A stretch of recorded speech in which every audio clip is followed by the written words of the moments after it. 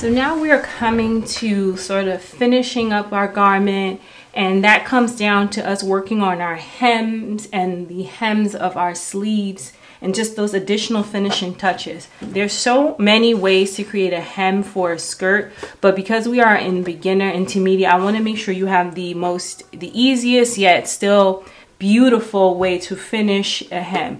Once you've fitted the garment on, whatever, the dress mannequin or yourself, and you're secure about everything, the seams are matching up, then you're ready to finish off with your hem. So for my hem, what I'm going to do is I'm going to use a combination of machine stitching and hand sewing to finish up this hem. So what we're going to do first is, what I've done is I've gone to my iron and I've pressed down the edge of my dress, or the hem of my dress, about 1/4 inch. And you can either base this if you don't feel comfortable sewing it straight through. I feel pretty confident about it, so I'm just actually going to just use this fold that I created with the machine and go in and begin to stitch for my hem. So I push that in there. I have my machine stitch on 3 because I want not too tight, but tight enough that it secures the stitch. And I also want to be at the very edge, so I don't want to be too much towards my left, more so towards the right, but just enough so that I'm not like falling off of the edge. I do what I normally do, and I just drop down my needle. And again, not going too quickly. I just watch my needle go along, always back stitch, go along the edge. So you want to make sure your needle is right at the edge, but still has like a tiny bit of fabric hanging over to the right side of the needle. You can also, if your machine has these measurement guards, as mine does, you can just follow that line. Mine's goes at about 1/8, so that's where I'm going to stay at about 1/8, and I'm just going to eyeball, making sure my fabric stays on that 1/8 line. If you don't have that guide, you can actually make them with tape and just tape it to the machine, but it's really great when it comes already on the machine. That's what I'm doing. So I'm basically going to do this around the entire hem. Keeping in mind, you want to make sure any seams you made, like your side seams, that they stay open. You don't want them to close and fold over, because the whole point of neatening them and opening them up is so that they lay flat and that you didn't have a lot of excess bulk inside your seam. So I'm just going to show you a little bit, and you essentially just do this around the entire hem. And then I'm going to show you what we do after we've gotten our, as you can already see it coming together. It's nice and pretty. And we just continue to go all the way around until we've completed our hem. So it's really great to start to see some of this come together. So I went to the machine, and I just want you to see what it looks like when I did that initial edge stitch on the machine. And like I said, it was 1/4 inch wide. And I also did it on the sleeve hems. So essentially the look we want is this. This is the look we want for our finished seam, our finished hems on both the sleeves and the actual hem itself.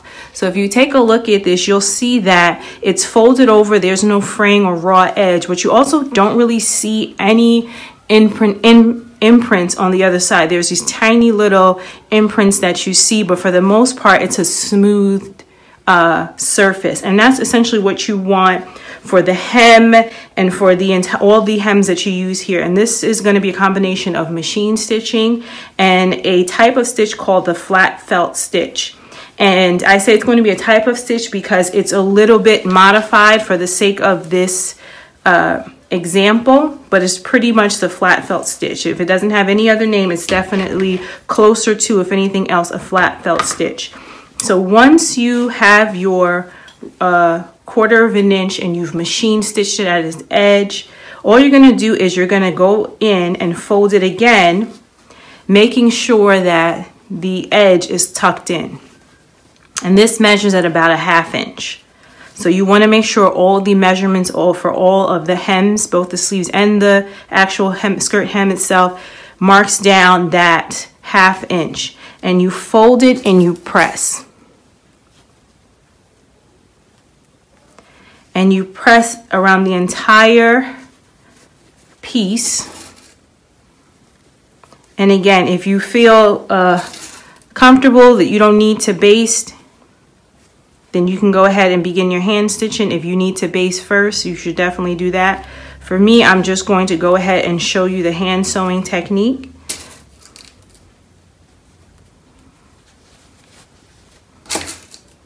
And if you are going to baste, you don't want to do it right on this edge because it's going to interfere with the stitch. You want to baste either in the middle or just below, and it's just a secure basting.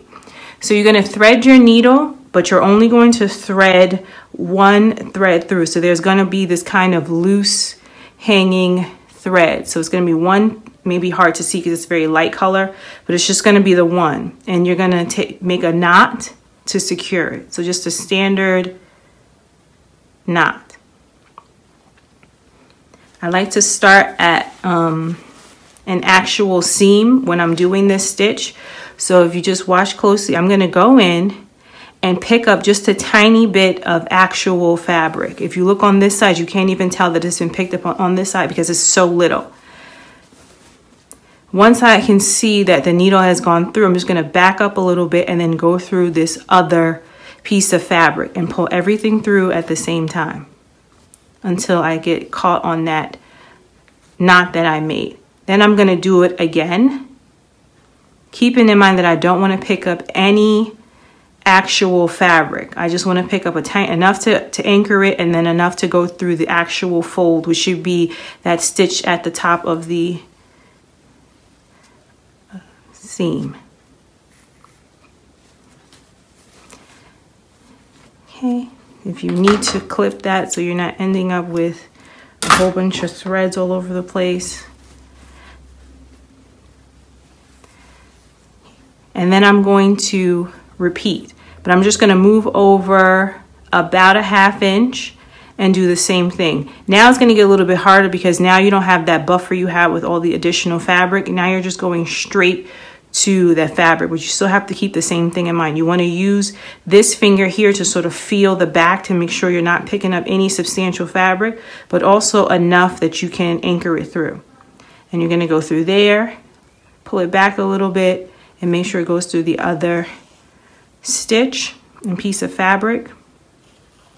A good thing about basting is you don't have to worry about your thread getting caught or wrapped around the needle. So that's always an annoying thing when I just don't feel like basting. I have to keep untangling my thread from around the needle.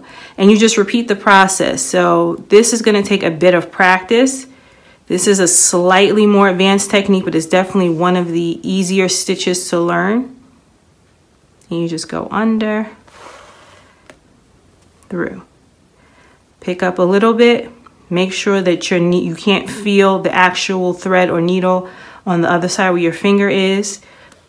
Place it through that second layer. Reinforce it. Go back to that same spot. Do it one more time so that's not moving. And then you'll see on this side, there are tiny little pricks, but not anything that's going to be substantial. So what I'm going to do is I'm going to do it around the entirety of this part, as well as I'm going to fold. This is the split. So the split is going to need to be folded the same way in this direction. And that's going to need to be done first. In dressmaking, you have to often go in steps because if you go ahead or go back, it kind of interferes with the finish of a garment and it makes it look less well made if you skip steps.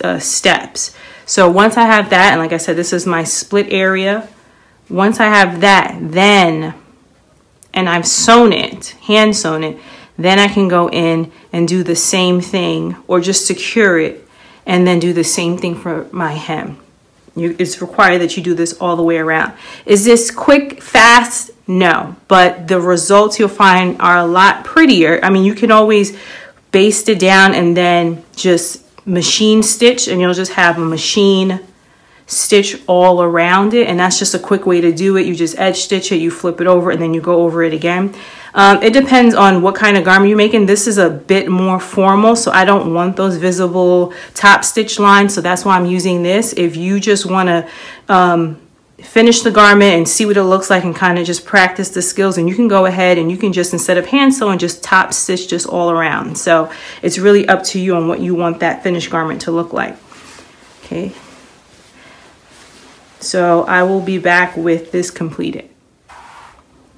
Okay, so we have come to the back end of our dress again. Just want to show you what it looks like when you've done your hem completely around. You've machine stitched it, you flipped it over, you've hand stitched it.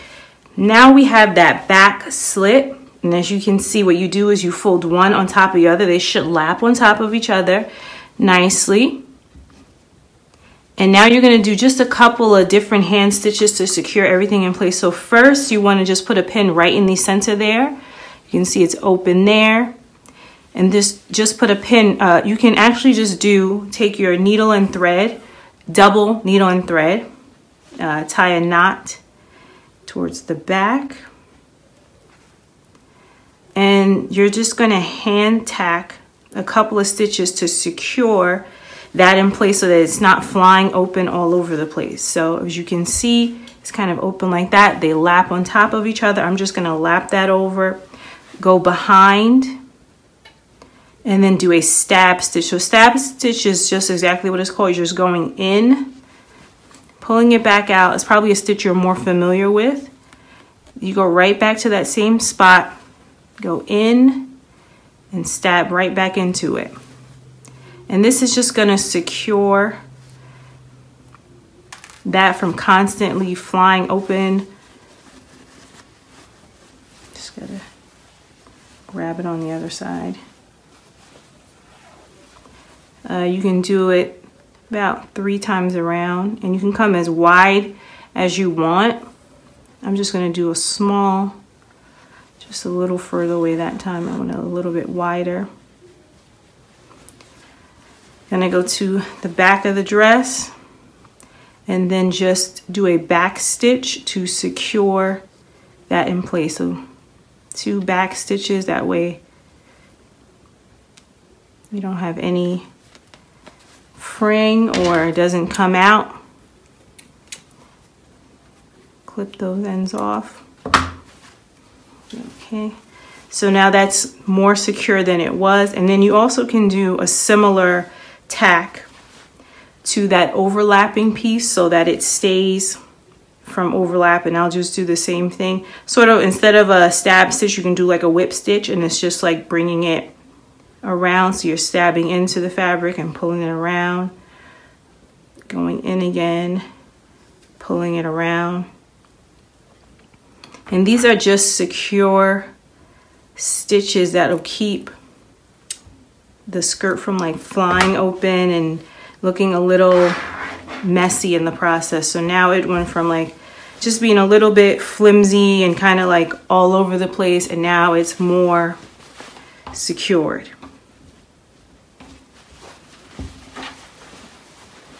So we are nearing the end of this dress for those who have decided to keep the dress plain and just keep it basically to the non-decorative style. You're just making a basic shift dress.